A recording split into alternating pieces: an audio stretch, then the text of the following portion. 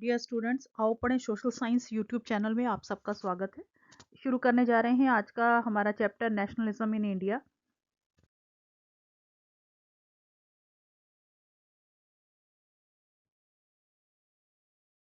इस चैप्टर के से पूरे में जो पैटर्न के हिसाब से चल रहे थे, मैं वैसा क्वेश्चंस इसमें नहीं दे रही हूँ। मैं सिर्फ आपको मोस्ट इम्पोर्टेंट क्वेश्चंस 5 और 3 मार्क्स में ही कवर कर रही हूँ, जिससे आपके काफ़ी सारे एमसीक्यूज भी कवर हो जाएंगे। तो ये क्वेश्चंस हैं, जैसे क्वेश्चन नंबर 1 पे रखा है, what is meant by the idea of Satyagraha, right 3 experimental Satyagraha by Gandhi ji. अब आपका यही क्वेश्चन जो है 3 एक्सपेरिमेंटल सत्याग्रह जहां हुए हैं, चंपारण है, खेड़ा है, अहमदाबाद है, ये आपका मैप में भी कवर हो रहा है। तो यहाँ से आपका एमसीक्यू भी कवर हो रहे हैं। अब यहाँ पर ये क्वेश्चन 1 मार्क्स में भी आता है, ये क्वेश्चन 2 मार्क्स में भी आ जाता है, यही क्वेश्चन 3 मार्क्स में भी एक्सपेक्टेड होता है। आपको गांधी जी कब भारत आए, तो 1915 यहाँ पर कहाँ से आए, फ्रॉम साउथ अफ्रीका। तो ये आपका सत्याग्रह का मीनिंग ऑफ सत्याग्रह यहाँ पर कवर हो रहा है। तो इस तरह से आपका ये MCQ question 3 marks question, 2 marks question और 1 मार्क्स क्वेश्चन में, और ये काफ़ी बार आपके सीबीएसई पेपर में ये पूछा गया है, तो it is most important. Students, एक बात ध्यान रखिए, जब आप स्लाइड्स देख रहे हो, इसमें मैंने येलो कलर से कुछ क्वेश्चंस को हाईलाइट किया है। ये मोस्ट मोस्ट इम्पॉर्टेंट क्वेश्चंस में मैंने इसको हाईलाइट किया है कि आपको किस तरह से पढ़ना है, तो आप अपना चूज कर कर पढ़ सकते हो। जो क्वेश्चंस येलो मार्क किए हुए हैं उन्हें आप पहले पढ़ लें, और उसके बाद उनको अब बाकियों को नेक्स्ट उस पे पढ़ लें, क्योंकि इसमें छोटे छोटे जो क्वेश्चंस हैं 3 मार्क्स क्वेश्चंस में काफ़ी इंपॉर्टेंट क्वेश्चंस कवर होते हैं। तो इसलिए मैंने मोस्ट मोस्ट मोस्ट इंपॉर्टेंट को येलो में कर दिया है कि आप उसे उन्हें पहले याद कर लें। तो थोड़ा सा पैटर्न बाकी सारे हमारे वीडियो से थोड़ा बहुत पैटर्न मैंने यहाँ अलग किया है, क्योंकि ये चैप्टर जो है नेशनलिज्म इन इंडिया है। तो इसमें बहुत सारे एक्सपेक्टेड जो क्वेश्चंस बनते हैं, वो 3 मार्क्स में काफ़ी सारे क्वेश्चंस कवर्ड होते हैं। तो इसमें क्योंकि एक स्टोरी लाइन भी साथ साथ चलती है, तो इसलिए इन क्वेश्चंस को थोड़ा सा हमारा याद करने का पैटर्न अलग होगा, और फैक्ट्स हमारे को यहाँ से लेने होंगे, और फैक्ट्स की भी एक सीरीज आपको पकड़नी होगी। अगला क्वेश्चन जो है इसमें, what are the causes for non cooperation movement in India. अब ये क्वेश्चन जो है मैंने 5 मार्क्स से ही यहाँ कवर किया है। अब आप देखोगे जो नॉन कॉपरेशन के कारण है, जैसे वर्ल्ड वार 1 एक कारण है, रॉलेट एक्ट ऑफ 1919 एक कारण है, जलियांवाला बाग इंसिडेंट एक कारण है, खिलाफत मूवमेंट एक कारण है, और राइज ऑफ नेशनलिज्म एक ये कारण है। तो अब आप देखोगे कि इसके जो पॉइंट्स हैं उसमें मैंने सब पॉइंट्स दिए हैं। अब यही जो पॉइंट्स बने हैं, जैसे वर्ल्ड वार 1 आपका ये एक पॉइंट है, वर्ल्ड वार 1 आपको एक पॉइंट दिया है।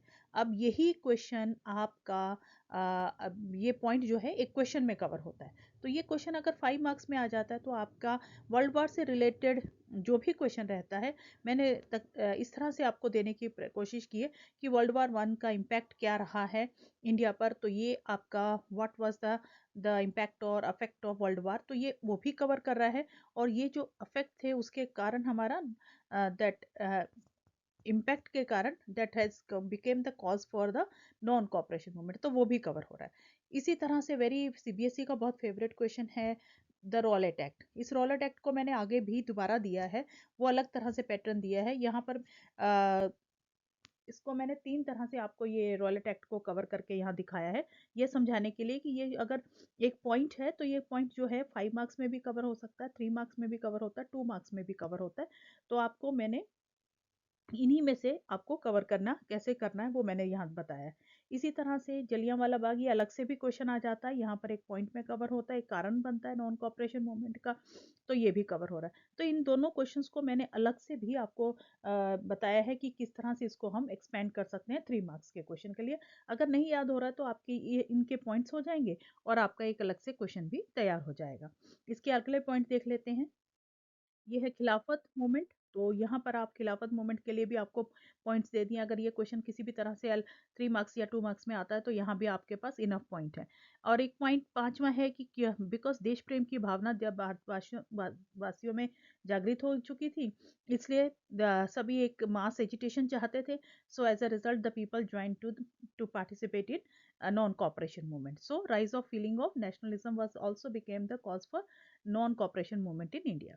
अब आपको मैंने नॉन कॉपरेशन का कारण एक दिया था जलियांवाला बाग, तो इम्पैक्ट ऑफ, वहाँ मैंने सिर्फ जलियांवाला बाग दिया था कि जलियांवाला बाग इंसिडेंट बताया क्या हो कैसे हुआ, और जो जलियांवाला बाग का इम्पैक्ट क्या रहा, तो यहाँ पर एक उसके आगे कंटिन्यूशन में आपका ये इम्पैक्ट आ जाएगा।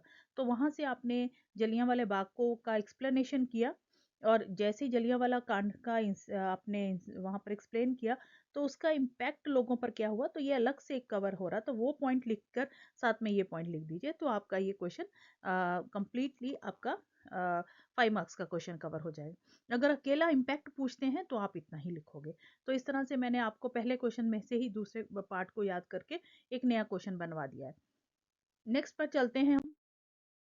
Why did Gandhiji decided to launch a nationwide satyagraha against the proposed Rowlatt Act of 1919? How was it organized? हमने बताया पहले क्वेश्चन में व्हाट वाज रॉलेट एक्ट, वो हमने बता दिया, एंड उसके बाद ये कहा कि वाई गांधी जी डिसाइडेड, तो हमें जो Rowlatt Gandhi ji decided to launch a Rowlatt Satyagraha, तो ये आंसर मैंने पूरे आपको जो पॉइंट पहले वाले में थे वो भी कवर किए हैं इसमें, और उसके आगे कुछ गांधी जी का क्या रिएक्शन था वो भी यहाँ पर कवर किया है। तो ये क्वेश्चन आपका बहुत ही सीबीएसई का फेवरेट क्वेश्चन है, तो ये इसको आप बहुत अच्छे से इसको याद कर लीजिए, ये रिपीटेडली क्वेश्चन पूछा गया है। आगे बढ़ रहे हैं, हमारा है इसी क्वेश्चन को मैंने, what was the reaction of people against royal attack and what was the reaction of, कैसे लोगों ने रॉयल अटैक के अगेंस्ट कैसे एक्ट किया, तो ये मैंने थोड़ा सा और अलग करके आपको लिखवाया, थोड़े से पॉइंट, बेसिकली पॉइंट वही है, थोड़ा सा प्रेजेंटेशन आपको करके दिखाई कि ये क्वेश्चन जो है कितने रूप में आपके सामने आता, तो इसको अच्छे से आप इस क्वेश्चन को पढ़ लीजिए। How the non cooperation movement unfolded, and then why were many congress leaders were elected to boycott council elections, तो ये आपका 2 मार्क्स क्वेश्चन में पूछा जाता है, काफी बार ये क्वेश्चन पूछा गया है, so you can prepare, this is 2 points are given here। अब अगला क्वेश्चन हम देख रहे हैं कि explain how non cooperation movement started in towns, तो ना ये भी एक सीबीएसई का फेवरेट क्वेश्चन है। उसके बाद हमारा है very very important question, explain the economic effect of non cooperation movement, यानी आर्थिक प्रभाव क्या पड़ा नॉन कॉपरेशन मूवमेंट का, तो वो ये पॉइंट्स आपको दिए हैं। ये भी एक मोस्ट इंपॉर्टेंट क्वेश्चंस में आता है। अब आता है how did the non cooperation movement spread in country side, हमने शहरों में पढ़ा कैसे the in non cooperation movement in town, मैंने आपको कहा था मोस्ट इम्पॉर्टेंट क्वेश्चन में मैंने उसको आपको बताया पीछे। अब आगे बता रहे हैं कि नॉन कॉपरेशन मूवमेंट गांव में कैसे हुआ, तो ये पूरा डिटेल है, ये अलग से एक एक्सपेक्टेड 5 मार्क्स क्वेश्चन में रहता है, तो ये आपका शहरों गांव में हो गया। उसके बाद नॉन कॉपरेशन मूवमेंट कैसे आंध्र प्रदेश में कैसे नॉन कॉपरेशन मूवमेंट हुआ, तो आप उनमें जो हीरो बने हैं हमारे वाज अंडर, जिन्होंने the tribal leader who encourage the hill people to fight against the injustice done to them, तो वो जो है अल्लूरी सीताराम राजू। तो ये आपका क्वेश्चन जो है, Alluri who was Alluri Sitarama Raju, explain his role in inspiring the rebels with Gandhi ji ideas, और her corporation explain his cooperation in non cooperation movement, है ना, the way how he participated in non cooperation movement. तो इस तरह से ये कि आपका एक ये 5 मार्क्स का क्वेश्चन बनता है। उसके बाद इसमें नेक्स्ट आता है हमारा कि मैंने कहा था कि नॉन कॉपरेशन मूवमेंट कैसे आसाम प्लांटेशन वर्कर्स ने किया, ये आता है, तो उनके ये भी आपका एक 5 और 3 मार्क्स क्वेश्चन में कवर होता है। तो हमने ध्यान से देख लेते हैं कि नॉन कॉपरेशन मूवमेंट एक हुआ शहरों में, सिटीज में, उसके बाद आता है कंट्री साइड यानी गांव में, उसके बाद नॉन कॉपरेशन मूवमेंट हमने कहा Gudem hills Andhra Pradesh, non cooperation movement in Assam by the plantation workers. तो ये हमारे 4 जगहों पर हमारे जो एग्जाम्पल हमारी बुक में दिए गए हैं जहाँ जहाँ नॉन कॉपरेशन, मेन एरियाज जहाँ पर नॉन कॉपरेशन मूवमेंट हुआ, तो ये इस तरह से आप इन क्वेश्चन को याद कर सकते हैं। उसके बाद आता है कि non cooperation movement slow down, तो क्यों स्लो डाउन हो गया, बिकॉज द अल्टरनेटिव हमने देखा खादी का सजेशन दिया था, expensive khadi, khadi cloth was more expensive than mass produce milk cloth and poor people could not afford the to buy it because विदेशी कपड़ों की होली जला दी गई थी और उसकी जगह इनकरेज किया था कि खादी इस्तेमाल करें। जब खादी तो वाज एक्सपेंसिव और कंटिन्यू नहीं हो पाई ये बात, तो and no alternative institutions to replace British ones. कोई अगर हमने बायकाट किया है विदेशी कपड़ों का और विदेशी इंस्टीट्यूशंस का, तो उसकी जगह कोई ऑल्टरनेटिव नहीं दिया गया था। एंड पीपल री ज्वाइन द ब्रिटिश इंस्टीट्यूशंस, और धीरे धीरे जो नॉन कॉपरेशन था में पार्टिसिपेशन लोगों का स्लो डाउन हो गया। तो ये भी एक फेवरेट क्वेश्चन में आता है। एंड वाई गांधी जी, तो उसी का पार्ट है, उसी तरह का, इसी से आपका कंटिन्यूशन कहा जाए, या what were the causes for the withdrawal of non cooperation. Gandhi ji ने नॉन कॉपरेशन मूवमेंट को क्यों वापस ले लिया? तो मैंने बिल्कुल आपको की पॉइंट्स ही दिए हैं, क्योंकि सबसे बड़ा कारण गांधी जी का नॉन कॉपरेशन मूवमेंट को वापस लेने का था, क्योंकि हमें पता है violence at Chauri Chaura in Gorakhpur, a peaceful demonstration in bazaar turned into a violent clash and with the police. Hearing of the incident, Mahatma Gandhi called off the non-cooperation movement because he wanted to conduct the uh, mass agitation on the basis of the principle of non-violence. तो यहाँ पर violence हुआ तो गांधी जी ने उसे वापस ले लिया। So it was the major reason for withdrawal of the non cooperation, and moreover there was a difference of opinion within the Congress. ये है हमारा एक, ये भी एंड मोस्ट जो satyagrahi they were untrained and Gandhi ji want to unfold the non cooperation movement in step by step. तो वो step by step हो नहीं पाया and the Satyagrahi were untrained. तो यहाँ पर आपका एक ये पॉइंट आपका बन जाता है। तो हमारे पास बन जाते हैं 3 पॉइंट्स यहाँ के, और आपका 3 मार्क्स का क्वेश्चन तैयार हो जाता है। राइट। उसके बाद आते हैं नेक्स्ट इंसिडेंट।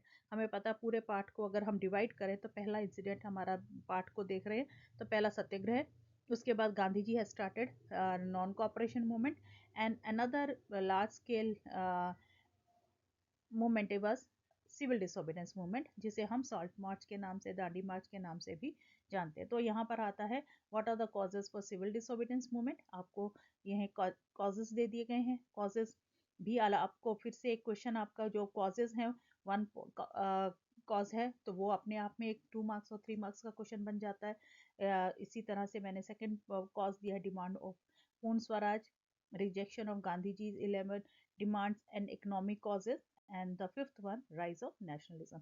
इस तरह से ये आपका 5 पॉइंट स्केल पर आपका एक क्वेश्चन, मोस्ट इंपॉर्टेंट क्वेश्चन बन जाता है। नेक्स्ट क्वेश्चन आता है आपका explain the salt march, very very very important, most favourite of CBSE.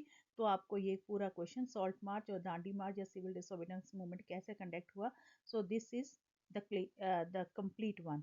तो आपको इस तरह से ये आंसर दिया है कि अगर ये क्वेश्चन आपको पूछा जाता है तो किस तरह से आपको पॉइंट्स में लिखना है, ये क्वेश्चन आपको दिया। तो सॉल्ट मार्च, गांधी जी ने नमक को ही हथियार क्यों बनाया, तो ये आंसर यहाँ पर आपको फर्स्ट पार्ट में ये बताया गया। सेकंड पार्ट में ये बताया गया कि गांधी जी ने सॉल्ट मार्च किस तरह से कंडक्ट की। तो सॉल्ट को ही हथियार गांधी जी ने क्यों बनाया, क्यों गांधी जी ने सॉल्ट को ही चुना, नमक कानून तोड़ने के बारे में ही क्यों गांधी जी ने सोचा, तो नमक की ये कारण बताए गए हैं। उसके बाद ये बताएं कि गांधी जी ने किस तरह से सॉल्ट मार्च किया, यानी दांडी मार्च किया।